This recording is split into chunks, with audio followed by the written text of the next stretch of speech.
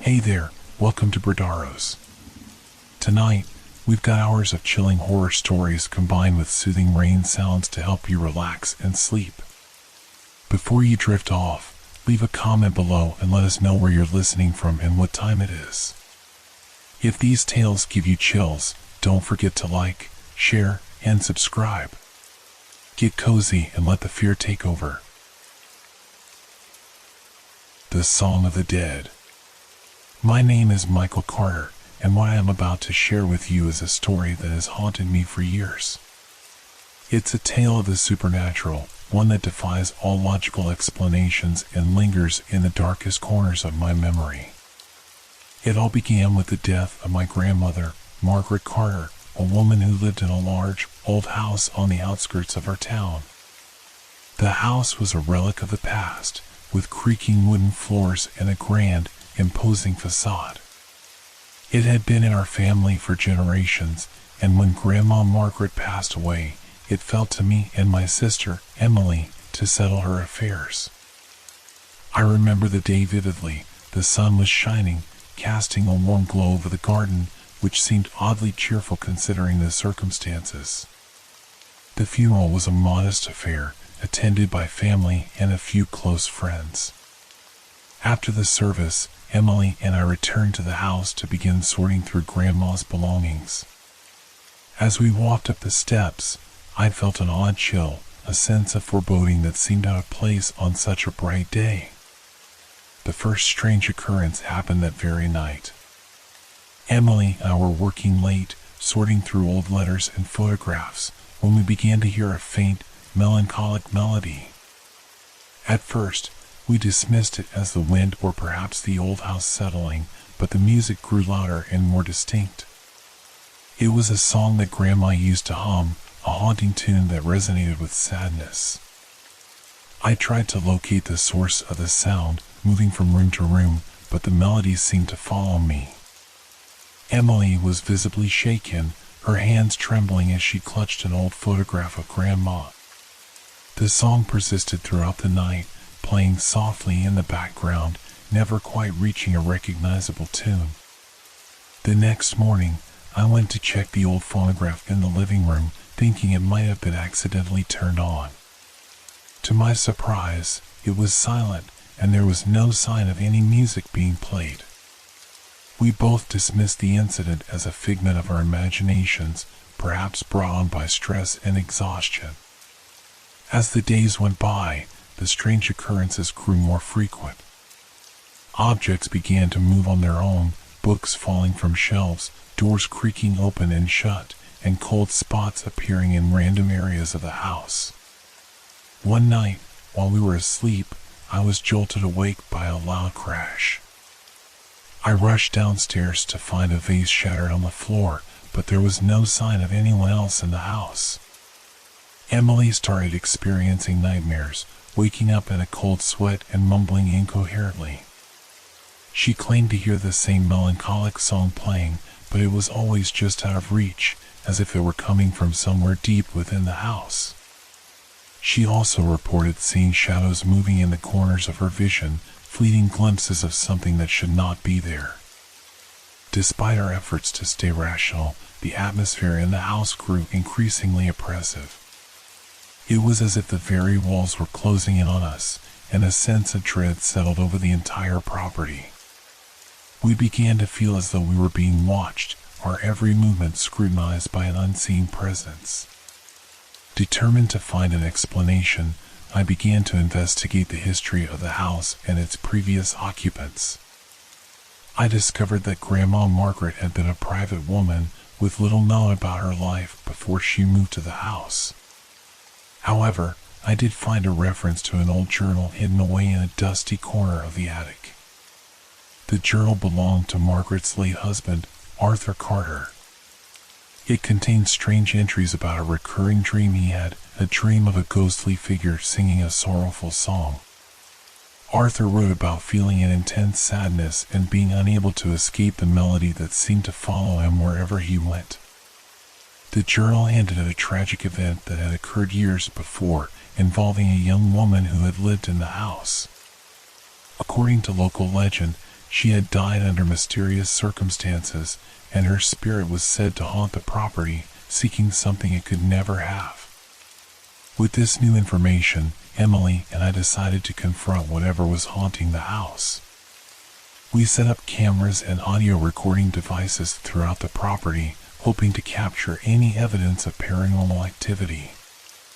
We also performed a small ritual, trying to communicate with the spirit and understand its intentions.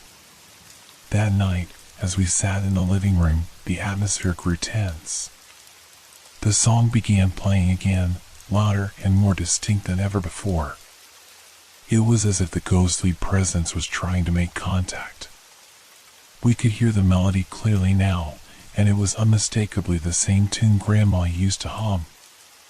Suddenly, the temperature in the room dropped, and the lights flickered ominously. Shadows began to dance on the walls, and a cold wind swept through the room, extinguishing the candles we had lit. Emily's fear escalated, and she began to cry uncontrollably. Then, amidst the chaos, a figure appeared in the doorway. It was a woman, translucent and shimmering with a ghostly light. Her face was contorted in a look of profound sadness, and she seemed to be reaching out to us, as if pleading for help. The sight was both mesmerizing and terrifying. The figure began to speak, her voice barely audible over the melody of the song. She revealed that she was the young woman mentioned in the journal, and her death had been a tragic accident.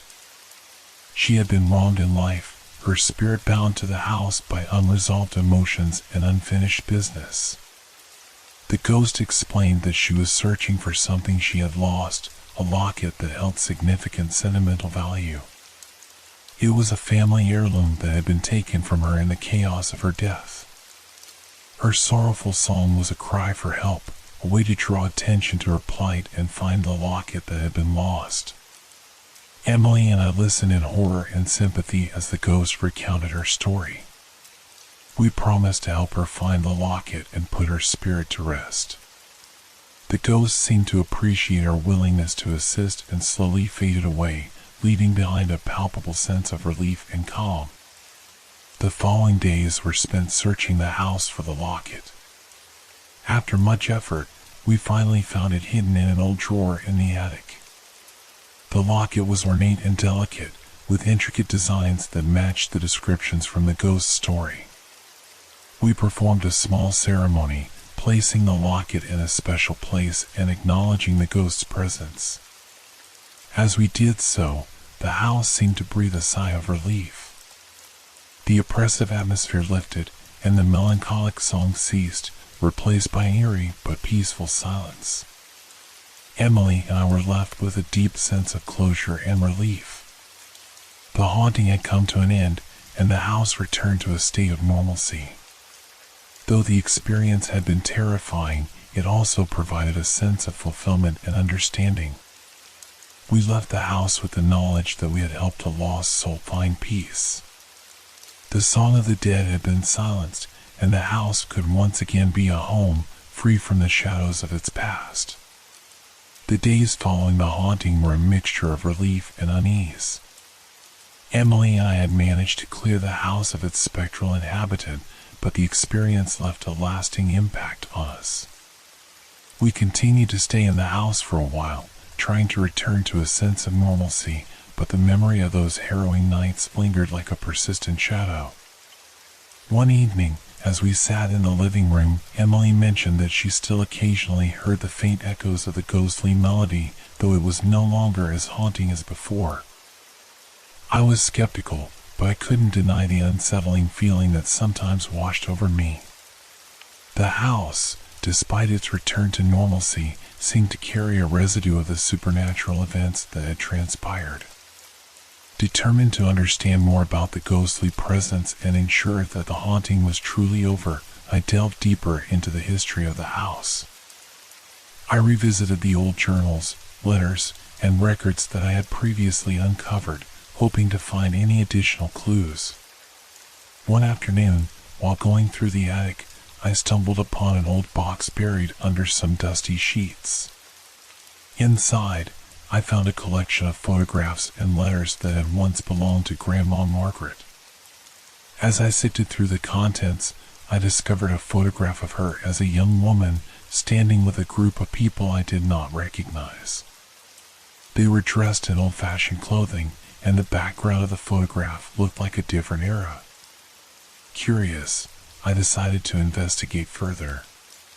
The photograph was not dated, but the clothing style suggested it was taken around the early 1900s. I also found a letter addressed to Grandma Margaret from someone named Eleanor Hastings.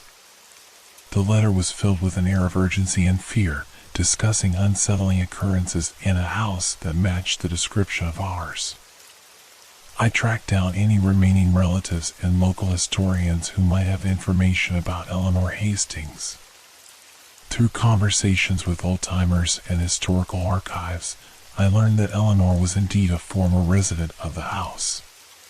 She had lived there in the late 19th century and had been involved in various mystical and occult practices, which led to her reputation as a seer. Eleanor had written about strange occurrences in the house and her attempts to rid it of a malevolent presence. Her writings spoke of rituals and incantations that seemed to hold some form of dark magic. It appeared that Eleanor had tried to communicate with spirits and, perhaps inadvertently, had invited darker forces into the house. As I continued my research, I discovered that Eleanor had vanished under mysterious circumstances. Her disappearance was never explained, and she was presumed dead, but no body was ever found. The house had been sold shortly after her disappearance, and the new owners had experienced similar haunting incidents.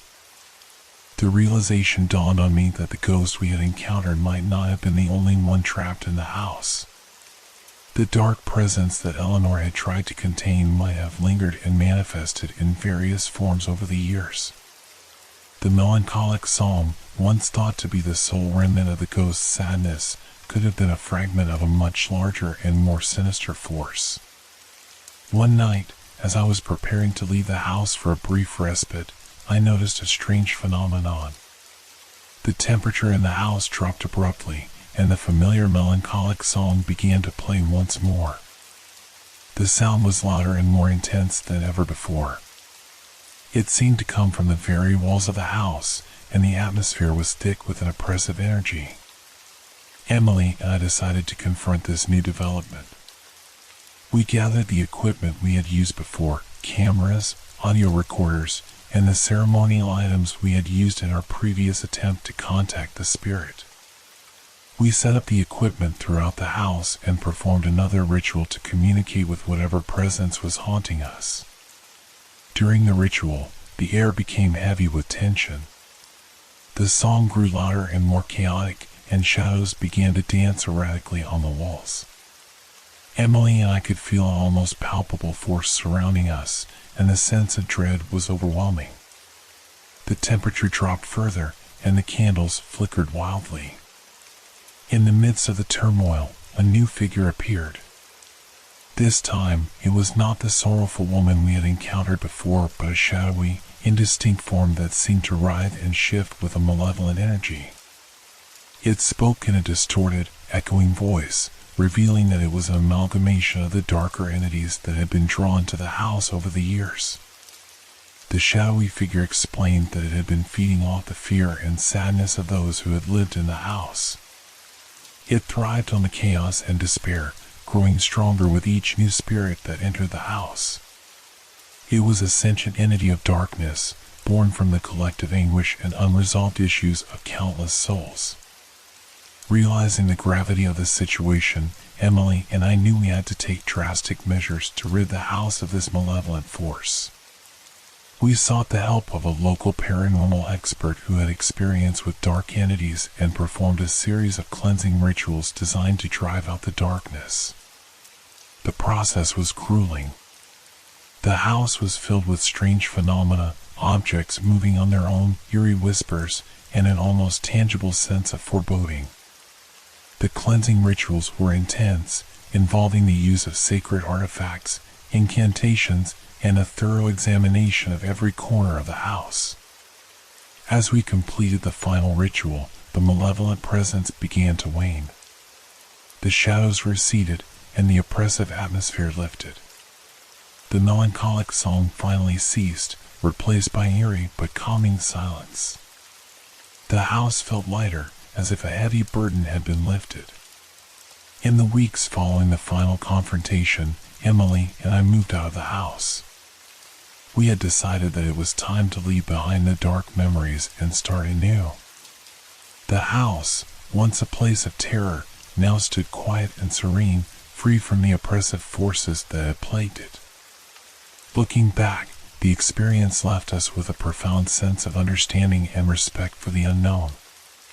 We had faced our fears and confronted the darkest aspects of the supernatural, and while the encounter had been terrifying, it had also taught us about the resilience of the human spirit and the importance of confronting one's fears head-on. The house was eventually sold to new owners, who reported no further disturbances. The haunting of the Carter house had come to an end, but the lessons learned and the memories of that chilling time would remain with us forever. The song of the dead had been silenced, and the echoes of the past had finally found peace. The mark of the forgotten ones. The rain came down in a heavy torrent, drenching the small town of Winhall. Jonathan Cartwright stood outside the wrought iron gate of the cemetery, clutching a worn leather-bound journal in his hands.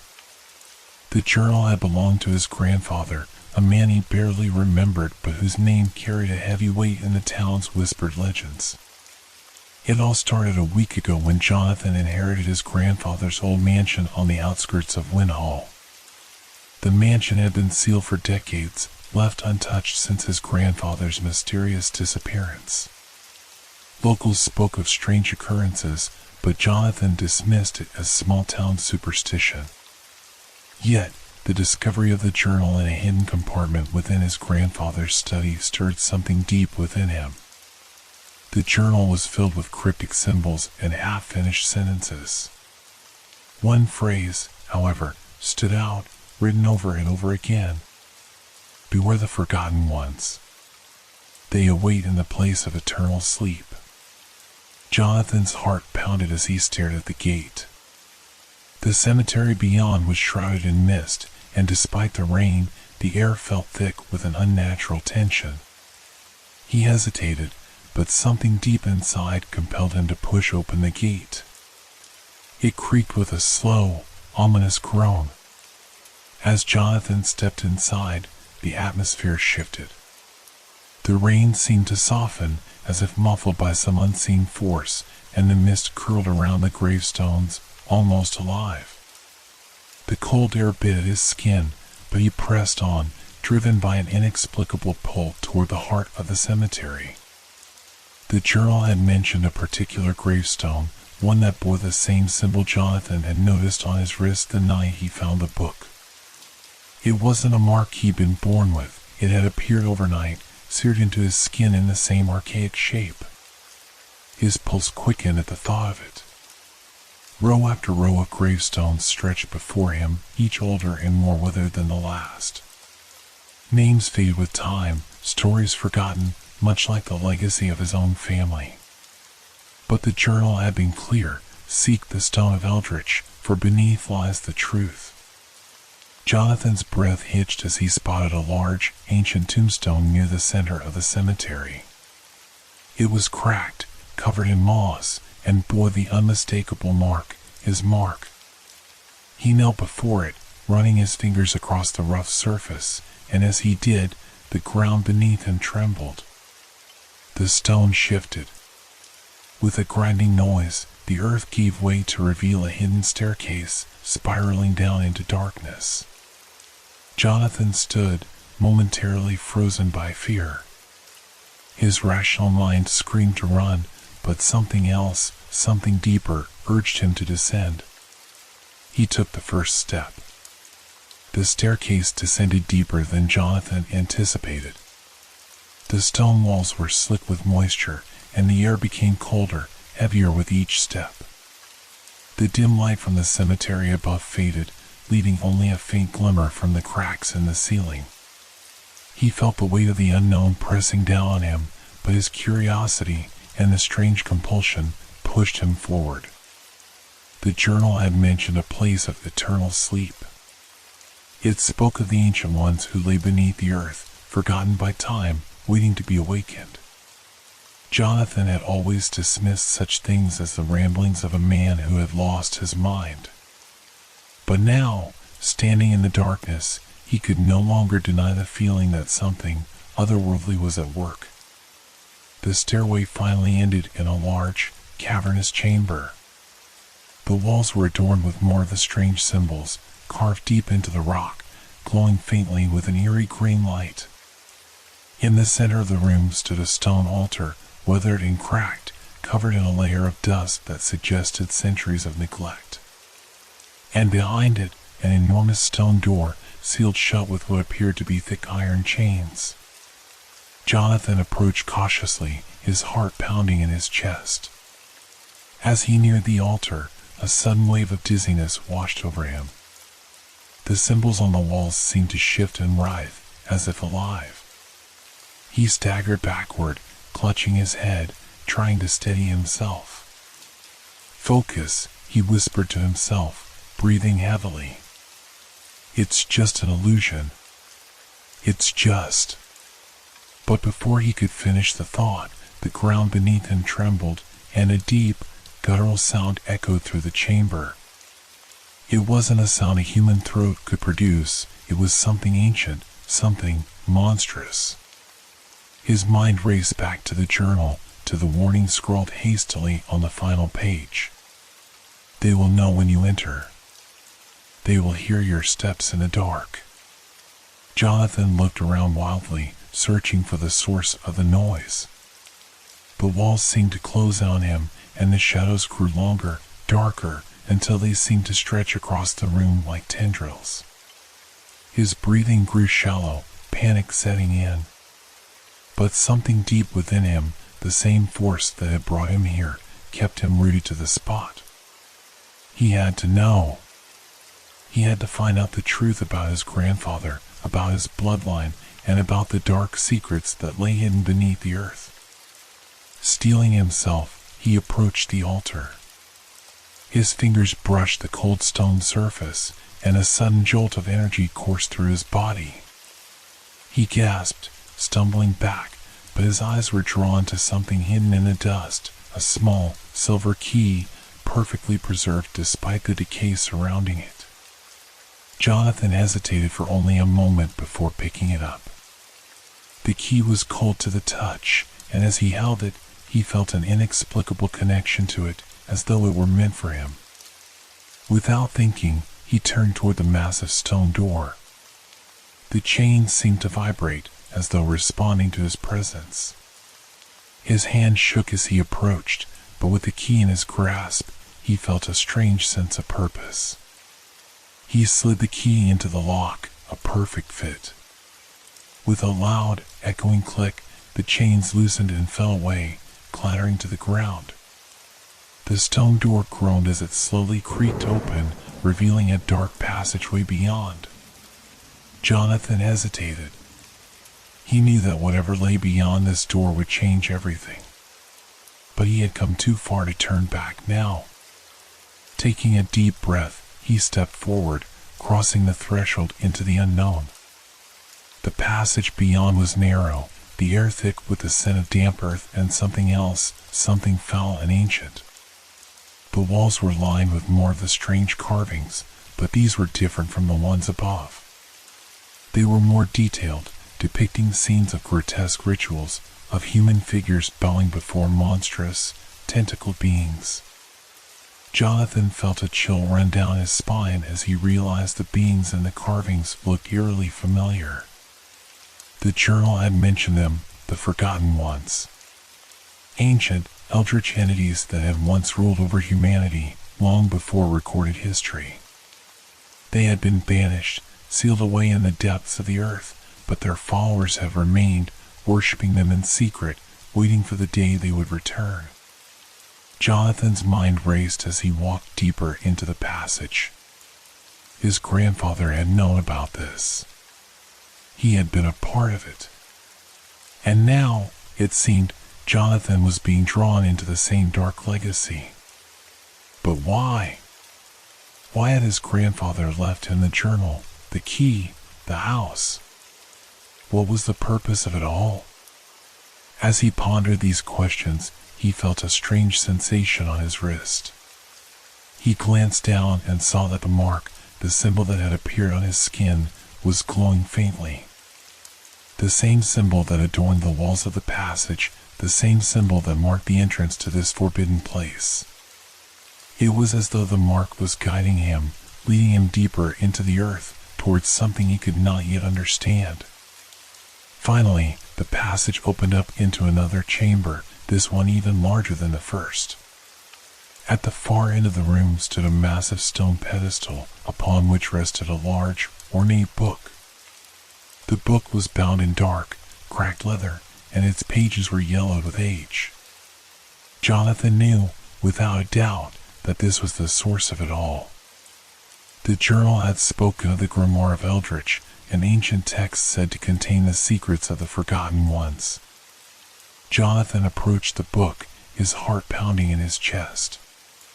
The air around it seemed to hum with energy, and as he reached out to touch it, he felt a surge of power unlike anything he had ever experienced. His hand trembled as his fingers brushed the cover. Suddenly, the room around him shifted. The walls seemed to bend and twist, and the air grew thick with the scent of decay. Jonathan stumbled back, his vision blurring as the world around him warped. He could hear whispers, faint and unintelligible, growing louder with each passing second. "You are the last." The voice echoed in his mind, deep and commanding. Jonathan spun around, searching for the source, but there was nothing, only shadows, shifting and writhing like living beings. "You are the chosen." The voice was closer now, as though it were right behind him. He turned again, his heart racing, but still, there was nothing. His mind reeled, trying to make sense of what was happening. The journal had mentioned the voices, the whispers of the Forgotten Ones, calling to their chosen. But Jonathan had never believed it. Not until now. Suddenly, the mark on his wrist burned white hot, and he cried out in pain. He fell to his knees, clutching his wrist as the symbol seared into his flesh, glowing brighter and brighter until it was almost blinding. And then, just as suddenly, the pain stopped. The room was silent. Jonathan opened his eyes, gasping for breath. The mark on his wrist still glowed faintly, but the pain was gone. He looked around, his vision slowly clearing. The room had returned to normal, if it had ever been normal at all. But something was different. He stood slowly, his legs trembling. The book was still there, resting on the pedestal, but the energy around it had changed. It no longer felt oppressive, no longer felt like it was trying to consume him. Instead, it felt welcoming. Jonathan hesitated only for a moment before reaching out once more, his fingers brushing the ancient, cracked leather of the book. This time, there was no surge of energy, no sudden shift in the room. The book was waiting for him, inviting him. He opened it slowly, the pages brittle under his touch. The script was unlike anything he had ever seen, written in a language that seemed to twist and writhe on the page. At first, he couldn't make sense of the words, but as he stared at them, something strange began to happen. The symbols rearranged themselves, shifting into a form he could understand. It was as though the book itself was revealing its secrets to him, one page at a time. His eyes skimmed the text, and the more he read, the more his heart pounded.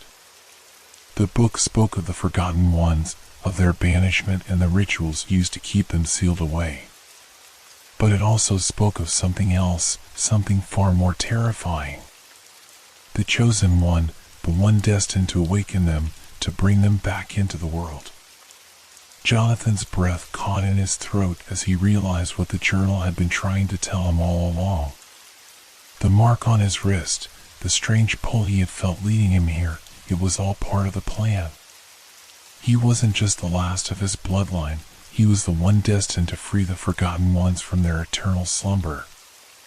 Panic surged through him. He slammed the book shut, stepping back as though the mere sight of it might consume him. His thoughts raced. Could this truly be his fate? Was he really meant to bring about the end of everything? He glanced down at the mark on his wrist, still glowing faintly in the dim light. The weight of the truth pressed down on him, threatening to suffocate him. He had to get out. He had to leave this place before it was too late. But as he turned to leave, the ground beneath him trembled once more violently than before. The walls of the chamber groaned, and a low, guttural sound echoed through the air, the same sound he had heard when he first entered the chamber. But this time, it was closer. Jonathan's heart raced as he spun around, searching for the source. His eyes landed on the stone door, now open wide, the chains lying broken on the ground. And from the darkness beyond, something was emerging. A figure stepped into the light, tall, hunched, and covered in tattered robes. Its face was hidden beneath a hood, but Jonathan could feel its eyes on him, cold and unrelenting. The figure moved slowly, deliberately, as though it had all the time in the world. "You have awakened them."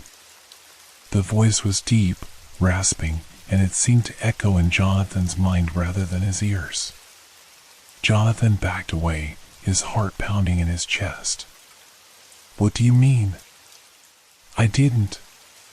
The moment you stepped into this place, the moment you touched the book, their slumber ended. You are the one they have waited for."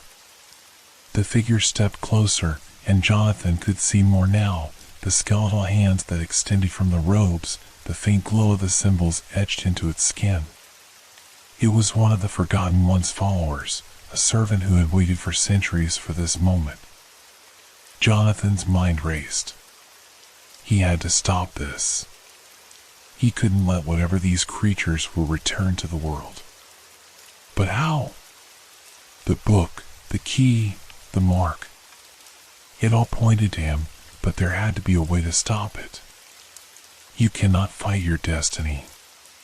The figure's voice was cold, final. "It is written in the stars, in the blood of your ancestors. You will complete the ritual, and they will rise once more." Jonathan shook his head, panic rising within him. "No.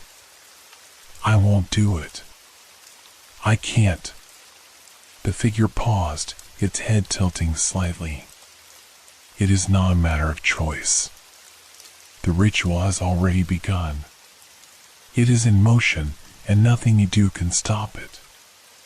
Jonathan's heart pounded in his chest. The words felt like a death sentence. But then, something clicked in his mind, a fragment of the journal, something his grandfather had written. "The chains that bind them are forged not of steel, but of will. Only the chosen one can break them, and only the chosen one can keep them sealed." Jonathan looked down at the mark on his wrist, glowing faintly in the darkness. The key wasn't just to release the Forgotten Ones, it was to bind them. His grandfather had known. He had left the journal, the clues, the house, all to lead Jonathan here, to this moment. But was he ready? Could he truly fight against the pull of destiny? The power that coursed through his veins? The ground trembled again, more violently this time. The air around him grew thick with the same dark energy he had felt before, pressing down on him, threatening to overwhelm him. The figure in the robes took another step forward. "It is time." Jonathan's mind raced, his heart pounding in his chest. He could feel the weight of the Forgotten Ones pressing down on him, the ancient, malevolent force that sought to break free from its prison. But somewhere deep inside him, a spark of resistance flickered. He wasn't ready to give in. Without thinking, Jonathan raised his hand, the one with the glowing mark, and pointed it toward the stone door. The mark burned brightly, filling the room with an intense, blinding light. The robed figure recoiled, hissing in pain as the light engulfed it. Jonathan could feel the energy surging through him, more powerful than anything he had ever experienced. The book, the altar, the chains, they were all connected to him, to the mark. He had the power to stop this. With a cry of defiance, Jonathan focused all his will on the stone door, on the chains that had once bound the forgotten ones. He could feel the force pushing against him, trying to break free, but he held firm, refusing to let it overpower him. The room shook violently, the walls cracking, but Jonathan held his ground. The light from the mark grew brighter, until it was almost unbearable. The robed figure screamed, its voice echoing through the chamber, but Jonathan didn't falter. And then, with a final burst of energy, the chain snapped back into place, sealing the stone door shut once more. The room fell silent. Jonathan collapsed to the ground, gasping for breath. The mark on his wrist was still glowing faintly, but the intense light had faded. He had done it. He had stopped the forgotten ones from returning. But as he lay there, exhausted and battered, a new realization dawned on him. The mark wasn't gone. It was still there, still connected to the ancient power that had brought him here.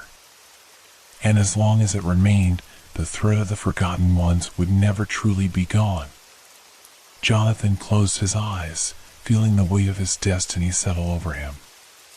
He had won this battle, but the war was far from over. The mirror from the other side. Have you ever wondered what might be lurking behind a mirror? What if it's not just a reflection, but a gateway to something much darker than we can imagine? This question became a nightmare for me after inheriting an old mirror from my grandmother. What began as an ordinary possession turned into a horror beyond belief. It all started in the spring of last year when I moved into my grandmother's house after her passing. The house had been empty for years, shrouded in a heavy, dusty silence. Every room was covered in a thin layer of dust, and the air was stagnant, as if the house had been holding its breath. Amidst the gloom stood an old mirror, covered with a dark cloth. When I removed the cloth, I was struck by its grandeur. The mirror was framed with elaborate carvings of mythical creatures and intricate patterns. The glass itself was strikingly clear, reflecting light in an almost unsettling way. I decided to place it in the hallway, thinking it would be a fitting tribute to my grandmother's refined taste. That night, as I lay in bed, I felt a pervasive unease.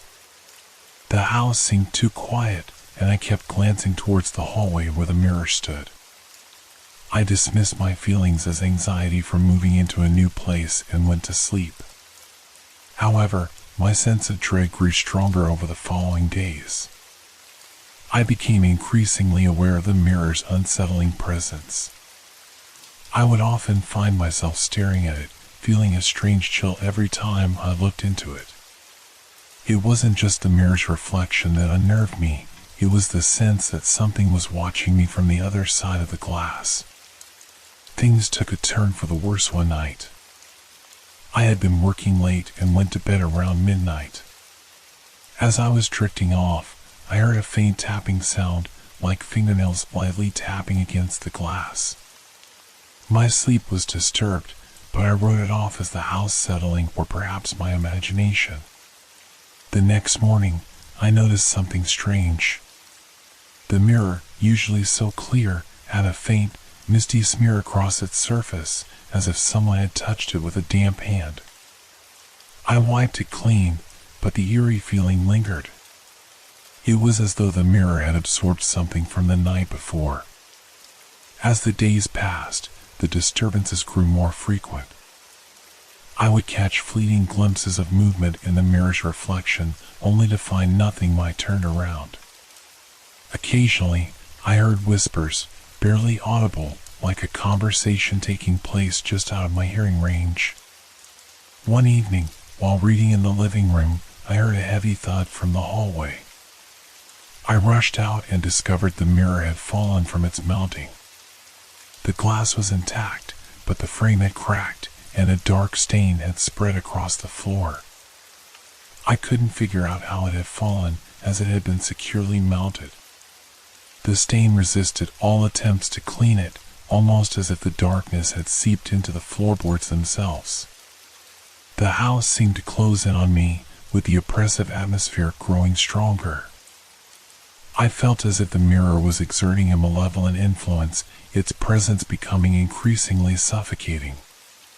Driven by fear, I decided to confront the mirror. I stood before it and demanded answers, questioning what it wanted and why it tormented me. The mirror remained silent, offering no clues. As I stared into it, a chilling breeze swept through the room and the temperature plummeted. My breath fogged the glass, and I could sense a cold presence behind me. When I turned around, there was nothing there. Desperate for answers, I delved into the mirror's history. I learned that it had belonged to my great-grandmother, a woman known for her involvement in occult practices. She had used the mirror for scrying, attempting to communicate with spirits from the other side. It became clear that the mirror had become a conduit for something dark and malevolent, reaching out to me with its malevolent influence. The more I uncovered about the mirror's past, the more my fear intensified. I began to have vivid nightmares, each one more disturbing than the last. In these dreams, I was trapped within the mirror's reflection, unable to escape. The figures that appeared alongside me were grotesque, their eyes hollow and their expressions twisted in silent screams. One particularly harrowing night, I woke up to find myself standing in front of the mirror, my reflection staring back at me with sheer terror. My body felt paralyzed, my gaze locked onto the mirror's surface. In the reflection, shadowy figures emerged from the darkness, their forms shifting and writhing. The sight was so horrifying that it took every ounce of willpower to break away and escape the trance. Realizing that the mirror was more than just a mirror, it was a portal to something beyond our reality, I decided I had to act. I contacted an antique dealer, hoping they could either fix or properly dispose of it. As I prepared to transport the mirror, it felt as though it was resisting, as if it were pulling back, reluctant to leave. That night, the tapping sound returned, louder and more insistent.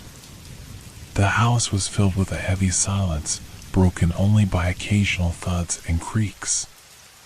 My fear was compounded by the feeling that the mirror was calling to me, pleading to be set free.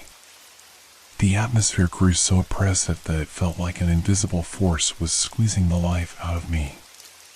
The mirror from the other side. Have you ever wondered what might be lurking behind a mirror? What if it's not just a reflection but a gateway to something much darker than we can imagine? This question became a nightmare for me after inheriting an old mirror from my grandmother. What began as an ordinary possession turned into a horror beyond belief. It all started in the spring of last year when I moved into my grandmother's house after her passing. The house had been empty for years, shrouded in a heavy, dusty silence. Every room was covered in a thin layer of dust, and the air was stagnant, as if the house had been holding its breath. Amidst the gloom stood an old mirror, covered with a dark cloth. When I removed the cloth, I was struck by its grandeur. The mirror was framed with elaborate carvings of mythical creatures and intricate patterns. The glass itself was strikingly clear, reflecting light in an almost unsettling way. I decided to place it in the hallway, thinking it would be a fitting tribute to my grandmother's refined taste. That night, as I lay in bed, I felt a pervasive unease.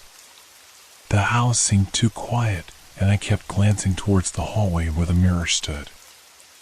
I dismissed my feelings as anxiety from moving into a new place and went to sleep. However, my sense of dread grew stronger over the following days. I became increasingly aware of the mirror's unsettling presence. I would often find myself staring at it, feeling a strange chill every time I looked into it.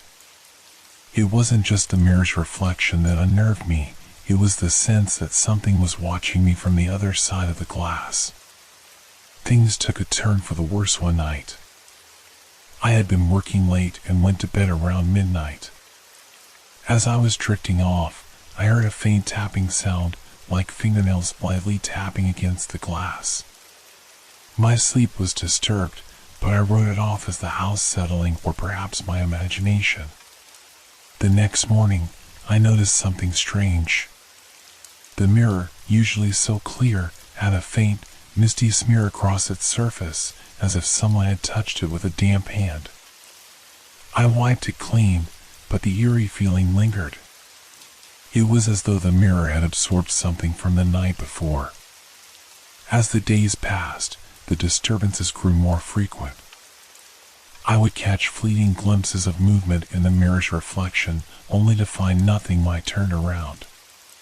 Occasionally, I heard whispers, barely audible, like a conversation taking place just out of my hearing range. One evening, while reading in the living room, I heard a heavy thud from the hallway. I rushed out and discovered the mirror had fallen from its mounting. The glass was intact, but the frame had cracked, and a dark stain had spread across the floor. I couldn't figure out how it had fallen, as it had been securely mounted. The stain resisted all attempts to clean it, almost as if the darkness had seeped into the floorboards themselves. The house seemed to close in on me, with the oppressive atmosphere growing stronger. I felt as if the mirror was exerting a malevolent influence, its presence becoming increasingly suffocating. Driven by fear, I decided to confront the mirror. I stood before it and demanded answers, questioning what it wanted and why it tormented me. The mirror remained silent, offering no clues. As I stared into it, a chilling breeze swept through the room and the temperature plummeted. My breath fogged the glass, and I could sense a cold presence behind me. When I turned around, there was nothing there. Desperate for answers, I delved into the mirror's history. I learned that it had belonged to my great-grandmother, a woman known for her involvement in occult practices. She had used the mirror for scrying, attempting to communicate with spirits from the other side. It became clear that the mirror had become a conduit for something dark and malevolent, reaching out to me with its malevolent influence. The more I uncovered about the mirror's past, the more my fear intensified. I began to have vivid nightmares, each one more disturbing than the last. In these dreams, I was trapped within the mirror's reflection, unable to escape. The figures that appeared alongside me were grotesque, their eyes hollow and their expressions twisted in silent screams. One particularly harrowing night, I woke up to find myself standing in front of the mirror, my reflection staring back at me with sheer terror. My body felt paralyzed, my gaze locked onto the mirror's surface. In the reflection, shadowy figures emerged from the darkness, their forms shifting and writhing. The sight was so horrifying that it took every ounce of willpower to break away and escape the trance. Realizing that the mirror was more than just a mirror, it was a portal to something beyond our reality, I decided I had to act. I contacted an antique dealer, hoping they could either fix or properly dispose of it. As I prepared to transport the mirror, it felt as though it was resisting, as if it were pulling back, reluctant to leave. That night, the tapping sound returned, louder and more insistent. The house was filled with a heavy silence, broken only by occasional thuds and creaks. My fear was compounded by the feeling that the mirror was calling to me, pleading to be set free. The atmosphere grew so oppressive that it felt like an invisible force was squeezing the life out of me.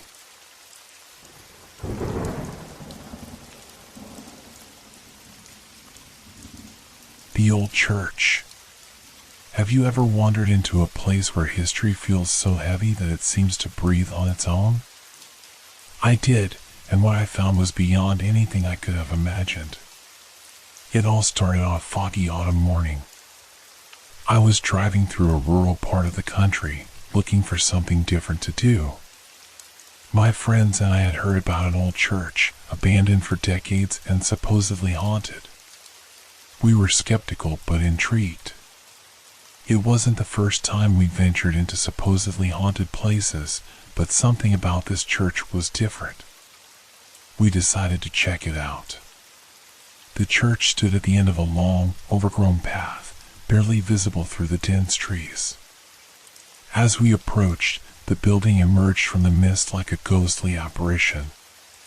Its once grand structure was now crumbling and covered in thick vines. The windows were shattered, and the door hung loosely on its hinges. The air was thick with the smell of damp earth and decay. Inside, the church was eerily silent. The sunlight streaming through the broken windows cast long shadows on the cracked floor. Dust motes danced in the shafts of light, and the only sound was the occasional drip of water from the leaky roof. We ventured further inside, each step echoing through the empty halls. We started exploring the main sanctuary. The rows of pews were covered in a thick layer of dust, and the altar at the front was adorned with cobwebs. It was clear that no one had set foot here for a long time. As we moved toward the back of the church, we found a door leading to a basement. The door creaked ominously as we opened it, revealing a dark, narrow staircase. We hesitated for a moment before descending. The air grew colder with each step, and I could feel an unsettling presence. My flashlight flickered, and I could see the walls of the basement were lined with old, rotting wooden shelves. The darkness seemed to press in on us, making it hard to breathe. When we reached the bottom, we found ourselves in a small, dimly lit room. On one side of the room, there was an old, dusty book lying open on a table. The pages were yellowed and fragile, and the text was written in a language I couldn't recognize. There was something about the book that gave me an uneasy feeling. It was as if it was beckoning me to come closer. Just then, a cold draft swept through the room, and the temperature dropped noticeably. I shivered and turned to my friends, but they were already engrossed in examining the book. One of them, Sarah, picked it up and began to read aloud.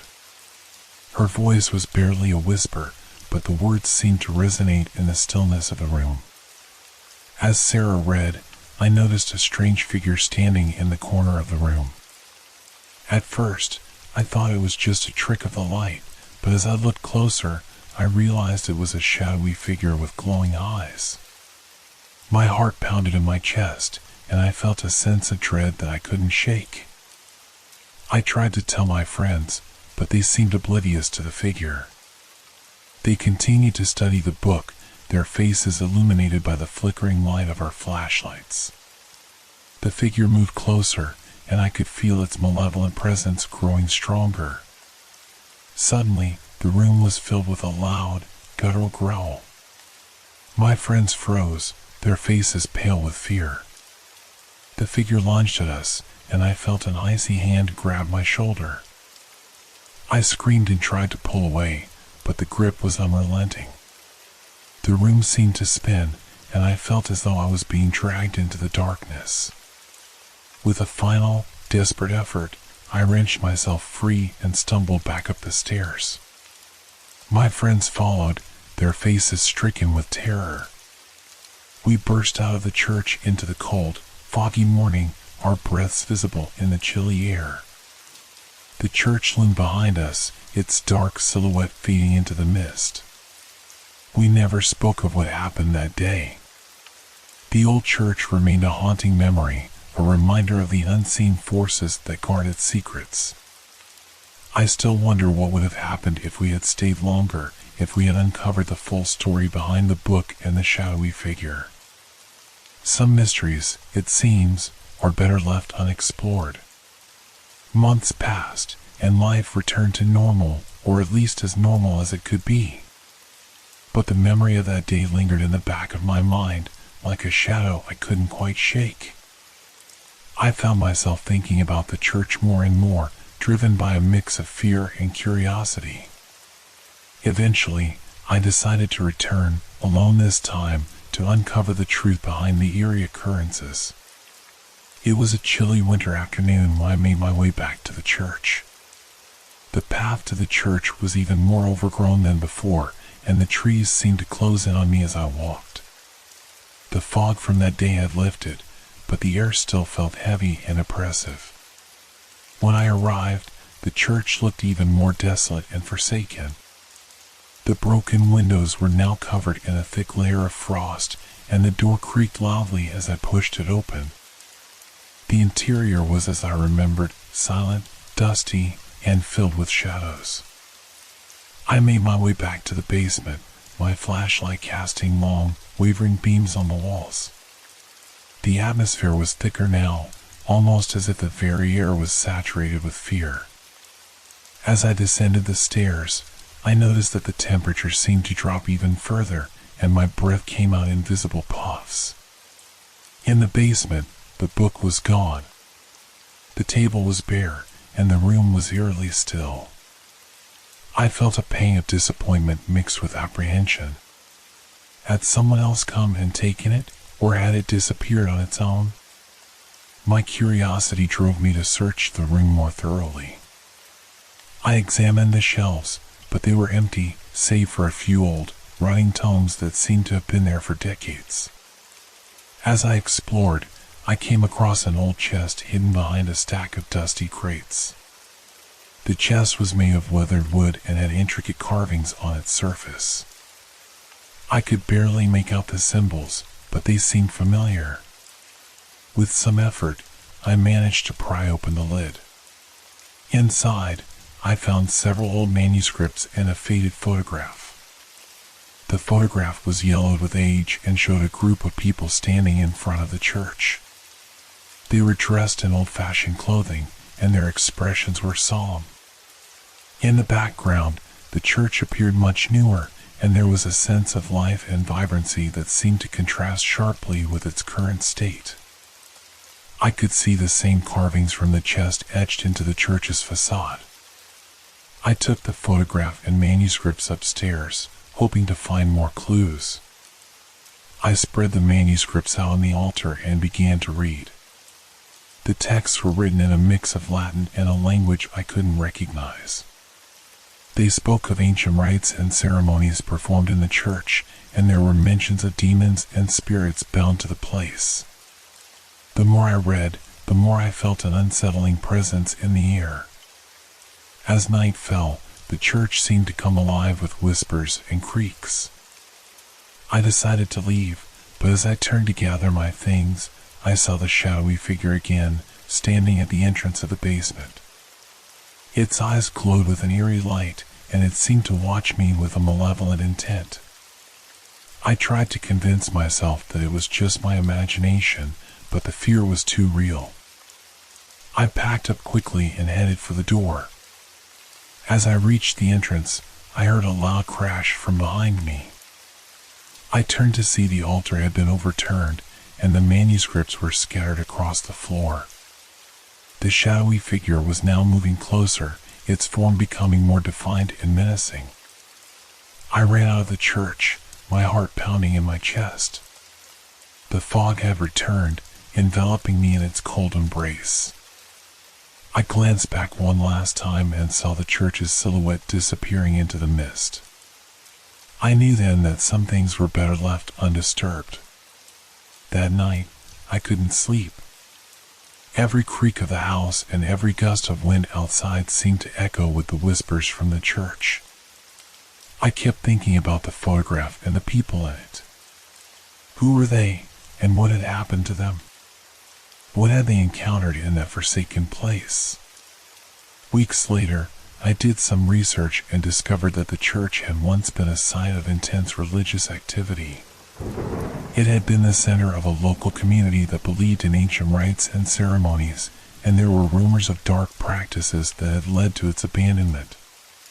The shadowy figure we saw, according to local lore, was a guardian spirit, one that protected the church's secrets from those who dared to uncover them. I learned that many had ventured into the church over the years, but few have returned. The stories of those who have were often fragmented and filled with cryptic warnings. It seemed that the church was not just a place of historical interest, but a site of real, malevolent power. In the end, I decided to leave the past behind and move on. The church remained a haunting mystery, a place where history and the supernatural intertwined in ways I could never fully understand. I often wonder if the shadowy figure still guards its secrets, waiting for the next unwary soul to come too close. Some mysteries, it seems, are better left untouched. The old church stands as a reminder that not all things from the past are meant to be uncovered, and some stories are best left untold.